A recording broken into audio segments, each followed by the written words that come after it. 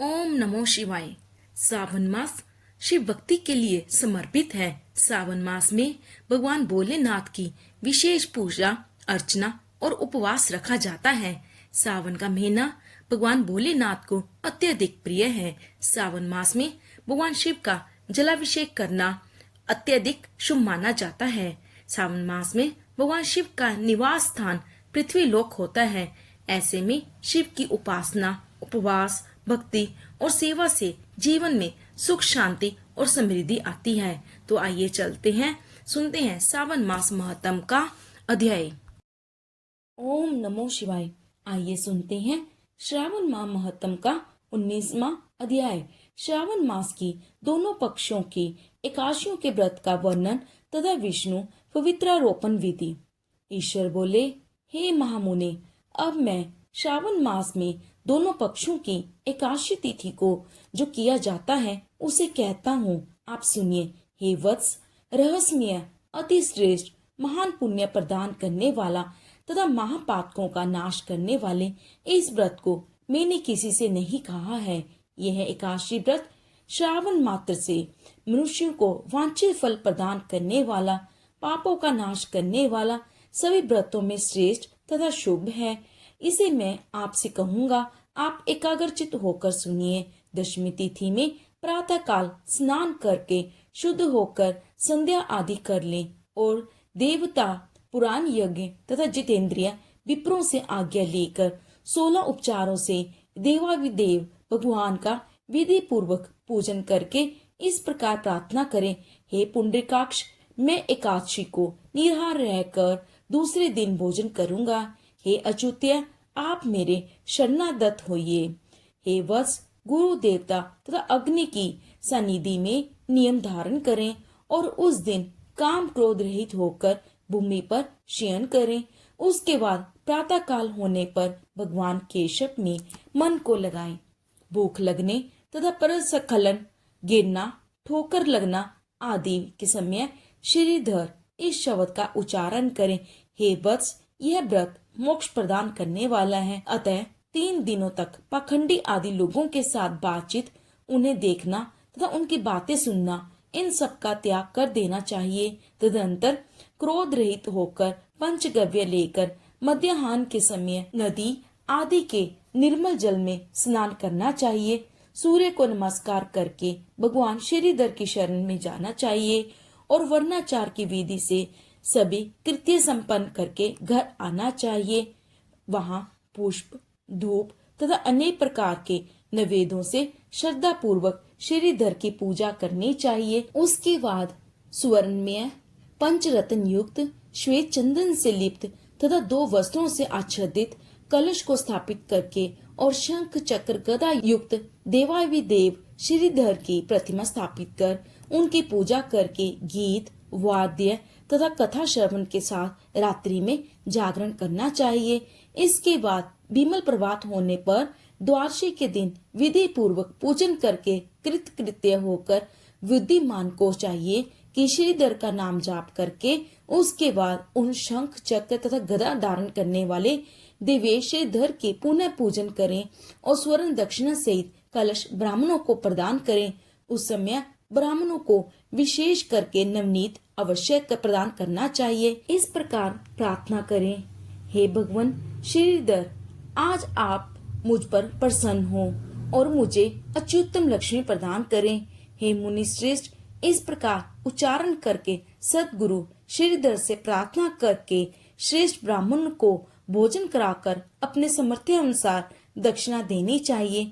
उसके बाद सेवकों आदि को भोजन कराकर गाय को घास खिलानी चाहिए। इसके बाद मित्रों तथा बंधु बांधवों सहित स्वयं भोजन करना चाहिए। हे सरन कुमार, मैंने आपको यह श्रावण मास की शुक्ल पक्ष की एकादशी व्रत विधि बतला दी। इस प्रकार कृष्ण पक्ष की एकादशी में भी करना चाहिए। दोनों व्रतों में अनुष्ठान समान है, केवल देवताओं के नाम में भेद है। जनार्दन, मुझ पर प्रसन्न हो, यह वाक्य बोलना चाहिए। शुक्ल एकादशी के देवता श्रीधर हैं और कृष्ण एकादशी के देवता जनार्दन है।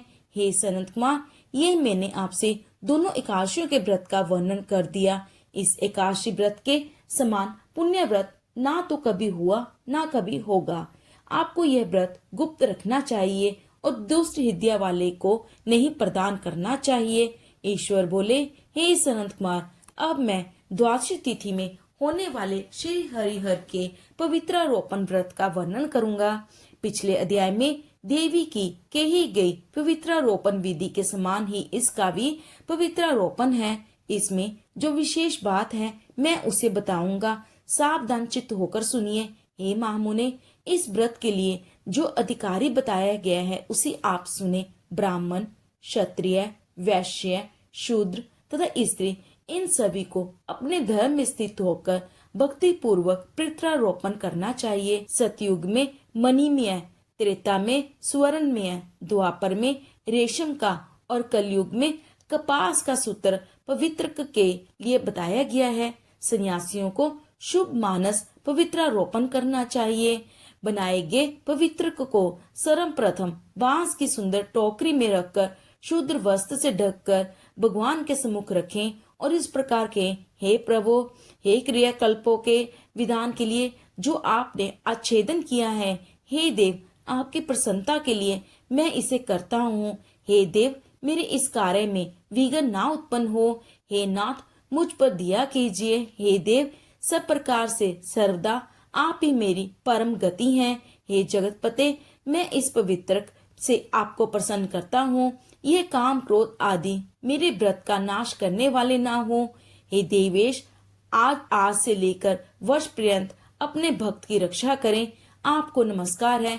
इस प्रकार कलश में देवता की प्रार्थना करके बांस के शुभ पात्र में स्थित पवित्रक की आदर पूर्वक प्रार्थना करनी चाहिए। हे पवित्रक, वर्ष भर की गई पूजा की पवित्रता के लिए विष्णु लोक से आप इस समय यहाँ पधारे। आपको नमस्कार है। हे देव, मैं विष्णु के तेज से उत्पन्न मनोहर सभी पापों का नाश करने वाले तथा सभी कामनाओं को पूरा करने वाले इस पवित्रक को अपने अंग में धारण करता हूँ। हे देवेश, हे पर पुराण पुरुषोत्तम, आप मेरे द्वारा आमंत्रित हैं, अतः आप मेरे समीप पधारें। मैं आपका पूजन करूंगा। आपको नमस्कार है। मैं प्रातः काल आपको यह पवित्र निवेदन करूंगा। उसके बाद पुष्पांजलि देकर रात्रि में जागरण करना चाहिए। एकादशी के दिन अधिवासन करें और द्वादशी के दिन प्रातः काल पूजन करें। पुनः हाथ में गंध, दुर्वा तथा अक्षत के साथ पवित्र लेकर ऐसा कहें, हे देवादेव, आपको नमस्कार है। वर्ष पर्यंत की गई पूजा का फल देने वाले इस पवित्रक को पवित्र करने हेतु आप ग्रहण कीजिए। मैंने जो भी दुष्कृत किया है उसके लिए मुझे आप पवित्र कीजिए। हे देव, हे सुरेश्वर, आपके अनुग्रह से मैं शुद्ध हो जाऊं। इस प्रकार मूल मंत्र से संयुक्त इन मंत्रों के द्वारा पवित्रक अर्पण करें। इसके बाद महानैवेद्य अर्पित करें, निराजनकार प्रार्थना करें और मूल मंत्र से घृत से खीर का अग्नि में हवन करें। इसके बाद इसी मंत्र से पवित्रक का विसर्जन करके इस प्रकार बोले, हे पवित्रक, वर्ष भर की गई मेरी शुभ पूजा को पूर्ण करके अब आप विसर्जित होकर विष्णु लोक को प्रस्थान करें। इसके बाद पवित्रक को उतारकर ब्राह्मण को प्रदान कर दें तथा अथवा जल में विसर्जित कर दें। हे वत्स, मैंने आपसे श्री हरि के पवित्रारोपण का वर्णन कर दिया। इसे करने वाला इस लोक में सुख भोग कर अंत में वैकुंठ प्राप्त करता है। इस प्रकार श्री स्कंद पुराण के अंतर्गत ईश्वर संत कुमार संवाद में श्रावण मास महत्य में उभय एकादशी व्रत कथन और द्वादशी में विष्णु पवित्रारोपण कथन नामक 19वां अध्याय पूर्ण हुआ। बोलो भगवान शिव शंकर की जय, माता पार्वती की जय, बोलो हर हर महादेव। ओम नमो शिवाय। आइए सुनते हैं श्रावण मास महात्म का 20वां अध्याय। श्रावण मास में त्रयोदशी और चतुर्दशी को किए जाने वाले कृत्यों का वर्णन। भगवान शंकर ने कहा, हे सनत कुमार, अब मैं तुम्हें श्रावण शुक्ल त्रयोदशी और चतुर्दशी तिथि के कार्यों के संबंध में बताऊंगा। श्रावण शुक्ल त्रयोदशी के दिन कामदेव की षोडश विधि से पूजा की जाती है। अशोक, मालती, मदन, कोसुम्ब, बकुल तथा अन्य मादक पुष्प तथा लाल चावल, पीले चंदन, सुगंधित द्रव्य, पौष्टिक जन्य द्रव्यों तथा दूसरे वीर्यवर्धक द्रव्यों का नैवेद्य समर्पण करके मुख्य रोचक पान देना चाहिए। उस पान में चिकनी सुपारी, कत्था, चूना, जावित्री, जायफल का चूरन, लौंग, इलायची, नारियल के बारीक टुकड़े, केसर और कपूर डालनी चाहिए। ऊपर से चांदी का वर्क लगाना चाहिए। ऐसे पान को शंबरसूर के शत्रु की प्रीति के लिए देना चाहिए। मोमबत्तियों से आरती कर पुष्पांजलि देनी चाहिए। कामदेव के नामों का उच्चारण कर प्रार्थना करनी चाहिए। आप बसंत ऋतु के निमित्त मात्र हैं। आपके मनोरंजन के लिए इंद्र दिन रात तैयार रहते हैं, क्योंकि तपस्वियों से आपने स्थान से स्यूच होने के डर से इंद्र आपसे डरा करते हैं। आपको छोड़कर सुदृढ़ मन से भला दूसरा कौन विरोध कर सकता है। आप भगवान श्री कृष्ण के पुत्र अनिरुद्ध, सुप्रभु, मलयाचल, सवंतु, चंदन तथा अगरू से सुगंधित हैं। संसार को विजय करने में दक्षिण दिशा की मल्या वायु आपकी सहायक है। हे काम मदन, इस संसार में बिरले ही जितेंद्रिय मिलेंगे जिन्हें आप वशीभूत ना किया हो। हे कामदेव, आप इस पूजा से प्रसन्न हो। श्रावण शुक्ल त्रयोदशी के दिन कामदेव अर्चित हो जाने से प्रवृत्ति मार्ग लंपट जीवों को आप अत्यधिक वीर्य तथा पुष्टि देते हैं और निवृत्त मार्ग में लगे हुए निरंतर जीव के काम रूपी विकार को हर लेते हैं। हे तात, तुमसे मैं त्रयोदशी के कार्य कहता हूँ, सुनो। मैंने जो तुमको अष्टमी के दिन का पवित्रारोपण बतलाया है, यदि मनुष्य उस दिन ना कर पाए तो प्रभु सदाशिव के प्रत्यर्थ चतुर्दशी के दिन कर लेना चाहिए। देवी तथा विष्णु समान हो पवित्रता का निर्माण करना चाहिए। केवल प्रार्थना तथा नाम वेद की कल्पना करनी चाहिए। विकल्प से जहाँ से जो विशिष्ट बात है उसे मैं अब तुम्हें बताता हूँ। 11, 38 या 50 तार की बराबर की ग्रंथियों वाला तथा तुल्य मध्य भाग वाला पवित्रा बनाना चाहिए। पवित्रा 12 उंगल 8 उंगल का होना चाहिए। शेष विधि पहले के ही समान है। फल आदि पहले की ही तरह है। अंत में मनुष्य कैलाश को जाता है। हे वत्स, मैंने यह सब आपसे कह दिया, अब आप और क्या सुनना चाहते हैं। इस प्रकार श्री स्कंद पुराण के अंतर्गत ईश्वर सनंत कुमार संवाद में श्रावण मास महत्य में त्रयोदशी चतुर्दशी कर्तव्य कथन नामक 20वां अध्याय पूर्ण हुआ।